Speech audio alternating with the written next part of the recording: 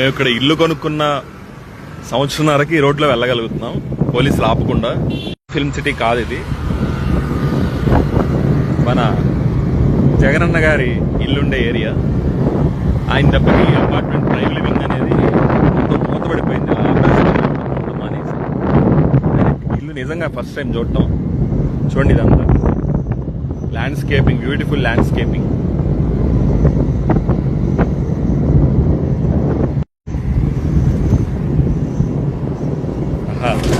మూడు నాలుగు అంచెలు ఉన్నట్టున్నాయి, నాకు తెలియదు. ఫస్ట్ దగ్గర ఆపేసేవారు అనమాట ఎప్పుడు కూడా.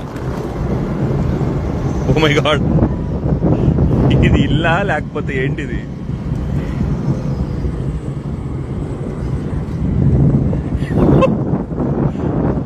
ఇది ఏంటి గోడలు? రాజమండ్రి సెంట్రల్ జైలుకి కూడా ఇంత పెద్ద గోడలు ఉండవు. Very bad, very bad. పాపం ఇలా లేనిపోని భయంతో గాలి వెళ్తురు లేకుండా బతుకుంటాడు పాపం ఈయన ఇంత పెద్ద ఇంట్లో ఇన్నాళ్ళు. అదే అన్నమాట. ఈ రోడ్లో నుంచి వస్తా ఒకసారి దూరంగా చూశాను. సో ఎంటైర్ ఇప్పుడు మనం వస్తున్న రోడ్డు మొత్తాన్ని కూడా పైన ఇంకొక రోడ్డు మొత్తం అన్ని ఖాళీ చేసి ఇంకొక రోడ్డు అది కూడా ఖాళీ చేసేసారు.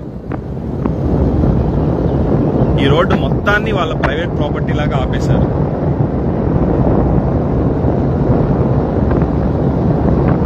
చూడండి, దాదాపుగా 1.5-2 కిలోమీటర్స్ ఉంటుంది.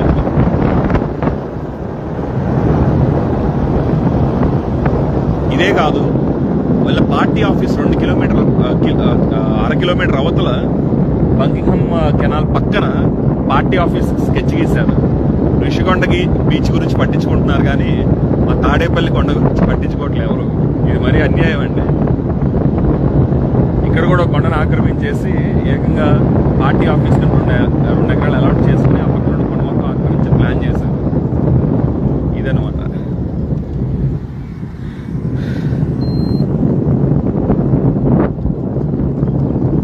ఈ రోడ్ ఇలా వెళ్ళిపోతే హైవేకి వెళ్ళిపోతాము, మళ్ళా కేఎల్ యూనివర్సిటీకి కూడా డైరెక్ట్గా వెళ్ళిపోతాం. ఇన్నాళ్ళు ఈ రోడ్డుకి మొత్తం యాక్సెస్ లేదు.